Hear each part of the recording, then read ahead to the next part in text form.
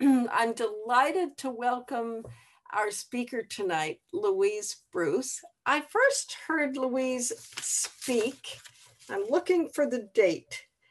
It must have been in March, early March, when I heard her speak at an Echo Green meetup group, and I was so impressed.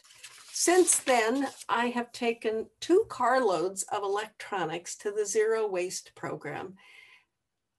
Just knowing that program existed meant that Ben and I, particularly Ben, was willing to package his carefully preserved electronics with all the instruction booklets, all the cords, all the connectors in separate boxes, carefully packed in our back of our car. I'll show you a picture when Louise is done. Inspired him to take it there because of her program. So I am so pleased to, first of all, just welcome Ben. He's the critter that did all of that recycling and repackaging. And I will welcome Louise, who truly was inspiring us to be better at what we are doing with our waste. Please welcome Louise. Thank you so much, Paula. I hope I can do that introduction justice. So, but thank you so much for having me here and for spending time talking about recycling on a Friday night. I'm just going to take a moment to share my presentation. And while I do that, Paula, I just wanted to check, how much time would you like me to speak for?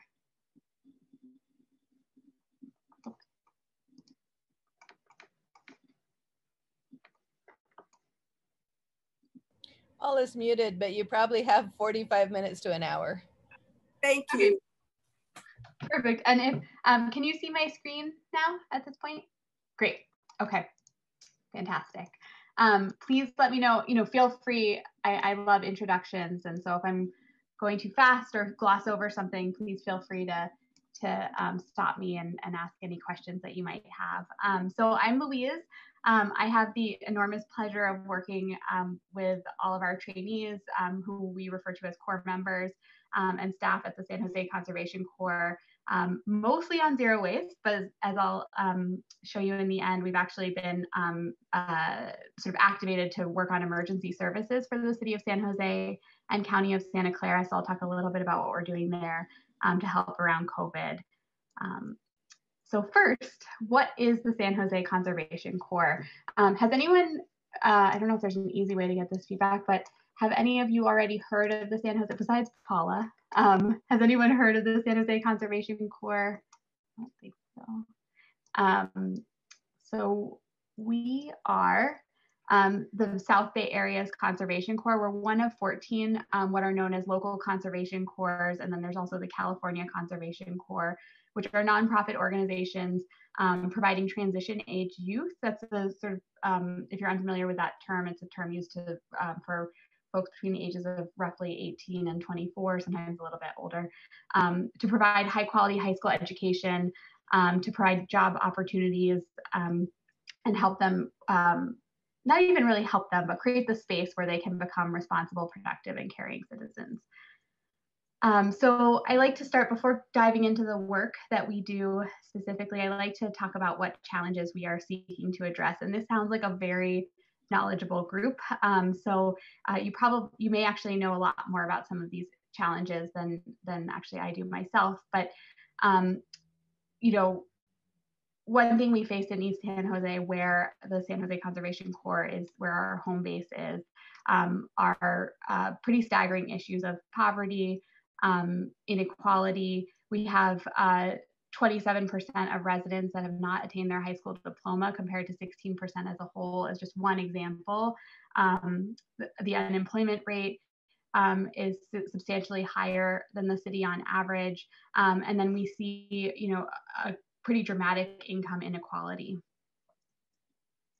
We also, and this is something that's been really fascinating to me, is that the fastest growing segment of the unhoused population is actually transition age young adults. So our young neighbors, Many of them are in school, have jobs, and often folks don't realize that they're housing insecure or unhoused. And oh, can you hear me? Was that a question? No, I don't.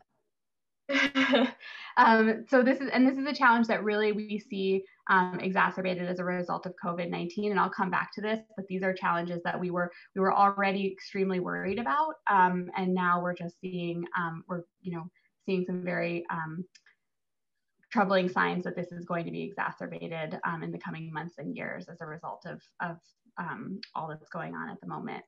At the same time, there's a whole other challenge where we see incredible opportunity, and that is in our waste in California and really nationally.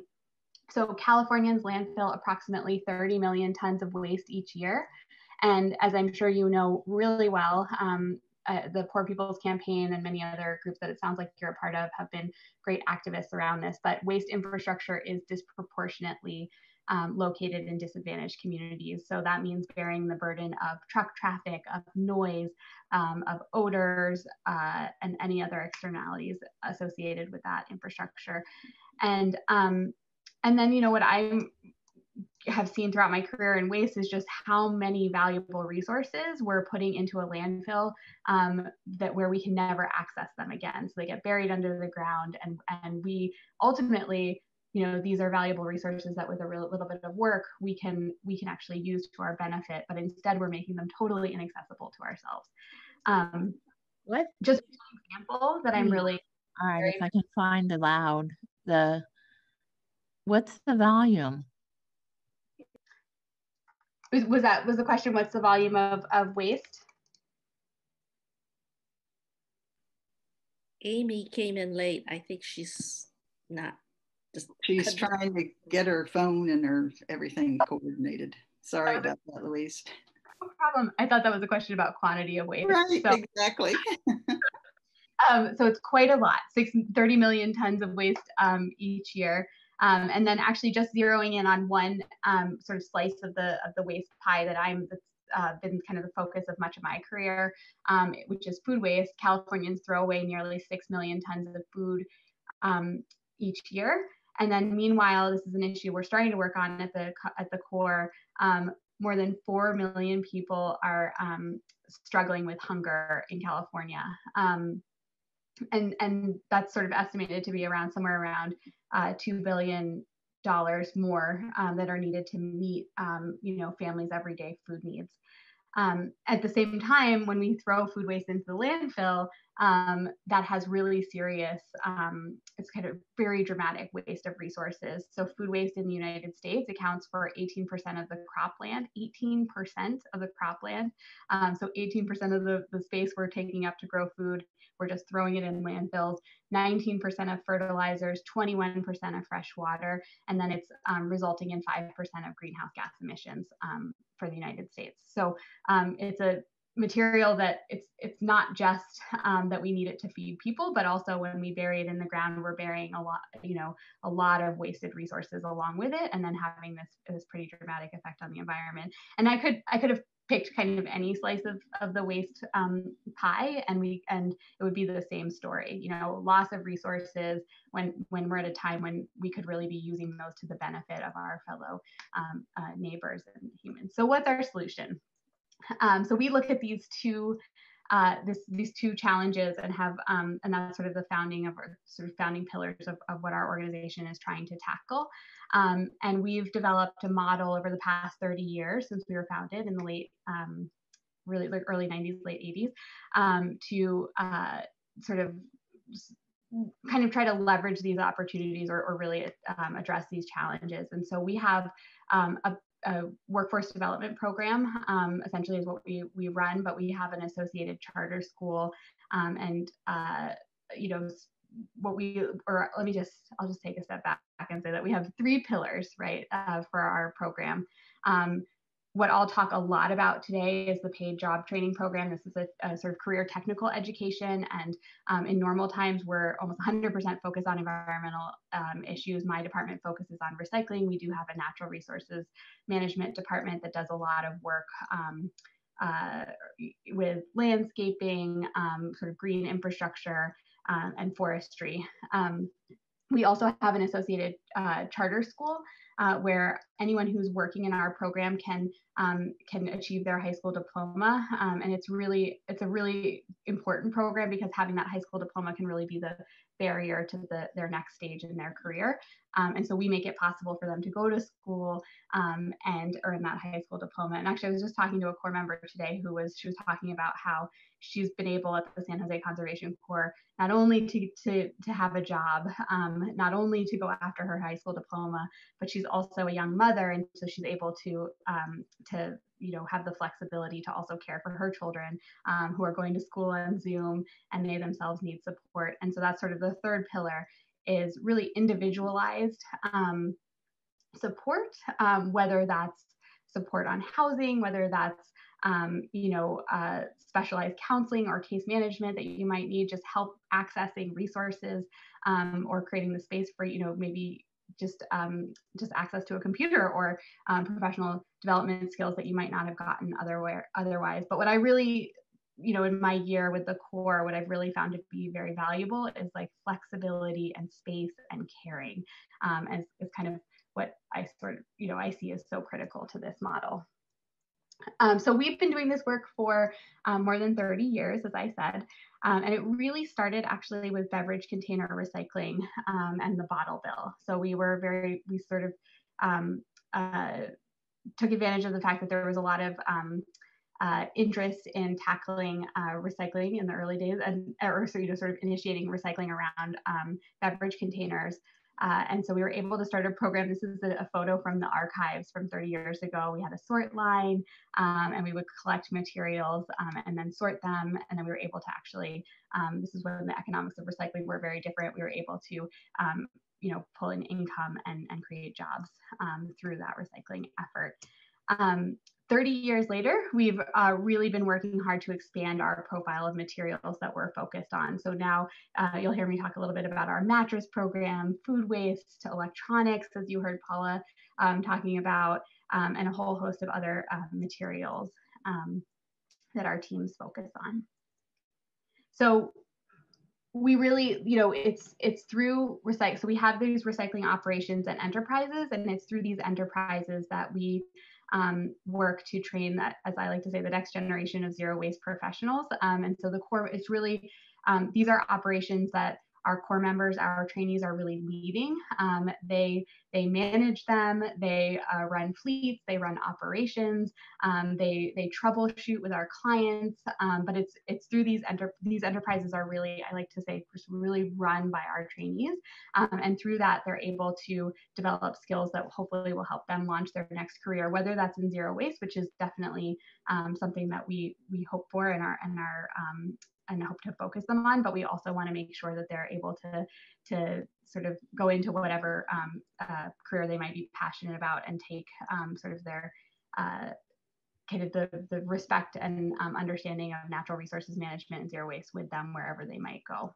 So I'm going to just talk about a few examples of enterprises or sort of projects that we have that our Corps members work on. There's many more, and I'm happy to go into detail or answer any questions at the end of this, but these will just give you kind of a sense of the sort of broad portfolio of work that we do. So one of the things we do is that we've been working with Cal Recycle for many decades at this point on 4 material streams that are really, they see as really critical. The first is beverage containers. And so we've been working with them to think about, we've been working with them on beverage containers, as I said, for over 30 years, but now what we're looking at is what does the next 30 years of beverage container recycling look like? How do we make sure that we are sort of getting redemption value for your beverage containers is something that's accessible?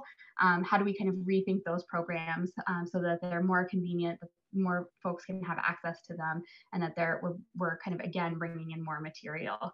And so we're actually looking at, hopefully next time I present this to you, we're actually looking at working with a startup called Olin's that's going to be piloting beverage container collection kind of vending machines, if you will, at Safeways throughout Santa Clara County. So you might start to see those in early 2021, where we're going to be it's almost like, think kind of like the new Uber of beverage container collection. So we're our core members are actually going to be working with the app developers and the vending machine developers to kind of see if we can come up with a technology that makes beverage container recycling more accessible. We work a lot on illegally dumped tires throughout in public spaces throughout the county of Santa Clara and actually really beyond. We just finished a project where our core members cleaned out 1,000 tires from one of the Mid-Peninsula open space properties that had been there for over 50 years alongside a car that had been there for a long time. And they just did an amazing job. It was kind of like, I wish I had before and after pictures to share with you, where we pulled out all of these tires. We're able to get those tires to recycling and really restore a natural space for people to enjoy. We work a lot around, we don't actually handle used oil, but we do a lot of used oil education. And then, as Paula mentioned, we are really focused right now on growing our electronic waste program through which we collect electronics and we send them to both reuse and recycling. And so whatever we can reuse, we work to do that. And then otherwise we make sure that it's responsibly recycled. We also have a program that we've been working on for the past 3 or so years with Eastside Union High School District in San Jose, where our core members both manage all of the waste that's generated. So any waste generated on any of their campuses. They have 17 campuses, which are home to both their 17 public schools as well as several charter schools. So our core members help them set up setups just like this, as you can see here, where they can sort out their cardboard, their food waste, their landscape waste, plastic, metal, glass, and then we do also actually manage their trash, which is, I'll show you in a moment.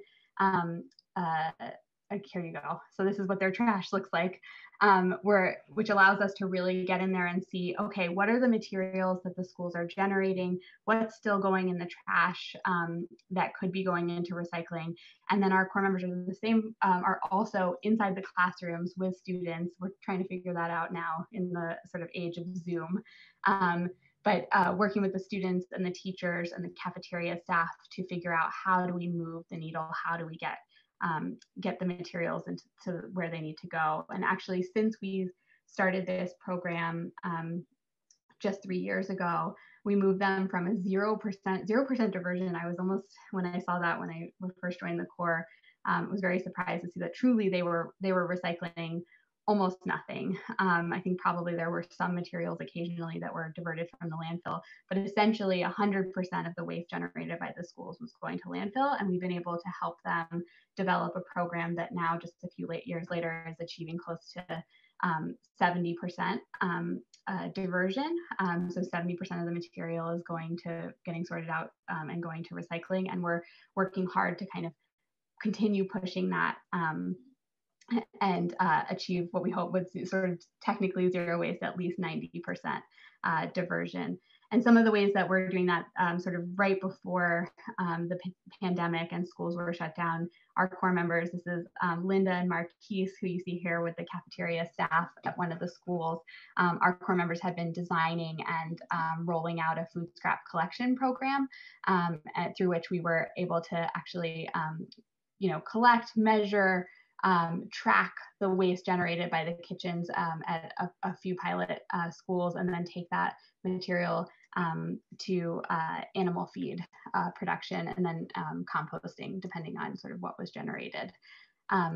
So we're really thinking about, just to stay there for a second, we're really thinking about like what are the individual materials, and then having the core members think through what are the systems we can use to divert those materials from the landfill. And it's very cool to see them in action and how impactful that can be. We've also been working for a number of years with the city of Sunnyvale. We run a sort of what I sometimes refer to as a boutique glass collection and recycling program. And what's sort of exciting about partnerships like this is that we're able to get a lot more specific than your traditional hauler might. So a lot of times haulers are going for scale. They need to be able to collect a certain amount of material to make it worthwhile. We're a little bit more nimble. We're kind of a smaller organization, focused on training, focused on our core members, and focused on really like pushing the needle to zero waste. And in this case, we're able to work with restaurants and bars and businesses in Sunnyvale to pull glass, which can be, when it breaks and shatters, can be a contaminant for both the wet and dry streams. So when it shatters, it can be very challenging to pull out from your plastics, paper, but also if it shatters in a batch of food waste, that can be a really, really challenging contaminant for a composter or other sort of end processor to deal with. And so we've been able to work to build out a route that allows us to pull this very specific material out of the waste stream. And I think that's really a cool kind of difference between us and probably a typical hauler. We've also, sort of another example of partnership is that we're working with the Mattress Recycling Council, and we've started a site at Goodwill, or sort of really taken over a site and grown a site at Goodwill, where both residents and businesses can drop off mattresses and make sure that they go to proper recycling. And we do hundreds of mattresses a day at this site. It's very exciting. And what's really neat about this program is that our core members are also able to learn to operate equipment like forklifts and other sort of heavy equipment that can really pave the way to a career. It's a specialized skill, and we're able to certify them in that. But also that we're dealing with a really challenging material that's very hard to deal with, and often gets kind of just put out for bulky collection and then ultimately landfilled. In this case, we're able to work with our really great kind of statewide and frankly national partner on ensuring that the mattresses are properly recycled and responsibly recycled. And then this is something that we're sort of looking to reinvent in the age of COVID. We've always historically done neighborhood cleanup, e-waste and tire amnesty events, as we call them. So we'll work with partners.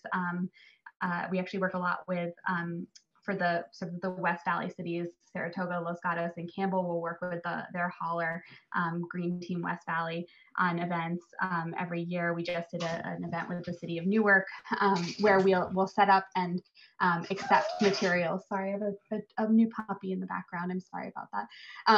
Where we'll accept materials from the public, and this is something that we're trying to rethink and hopefully deploy later this year. I'm so sorry to do this. Is the dog? I hope the dog's not causing too much noise. Where we'll be able to do kind of you'll be able to drive up, and our core members will take the materials, and we can do kind of contact-free e-waste recycling. So hopefully you'll be seeing more of that from us very soon. We're doing a project now with the city of Cupertino where we're if any of you live in Cupertino, where we help distribute compost, finished compost to residents, and that's a kind of unique partnership that we're very excited about, because the core members are really engaged in the end product. So often we're kind of at the beginning of the waste stream, where we're handling the materials that that need to be discarded and properly managed. In this case, they really get to see kind of the fruits of the various systems that they work on, and engage people in using the finished product.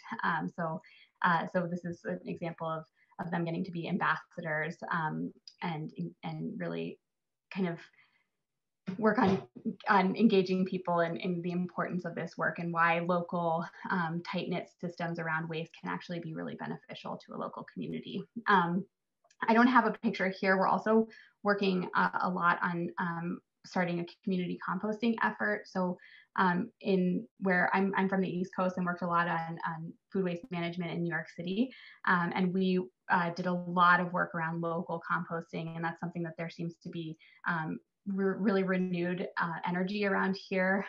We've been talking to local urban farms like Vegelution and other groups to think about what would it mean to manage food waste locally, and how much could we do, and could we kind of engage a network of volunteers and residents in creating healthy soil together here. And so we've actually just built a really beautiful, hopefully I can one day show all of you, a composting system that will be able to handle a sort of substantial volume, and the core members will be making compost on site to the, with as much of the food waste we collect as possible, and then redistributing that compost to renew and invest in our soils locally.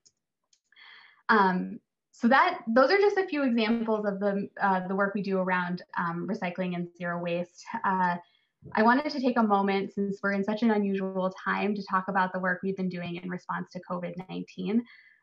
So since, when the pandemic hit in, when it really started, things started to shut down, and we started to, we were all in this unclear moment about where is this going? What is this going to mean for our work? We were very seriously worried that we would not be able to employ the incredible young people that are part of our program. And in many cases, that was going to mean that sort of the sole income earner for a young family was going to lose their job. And so we were trying, in that moment, we were thinking, even though recycling is an essential service, we really had a thought as an organization, like, do we shut it down?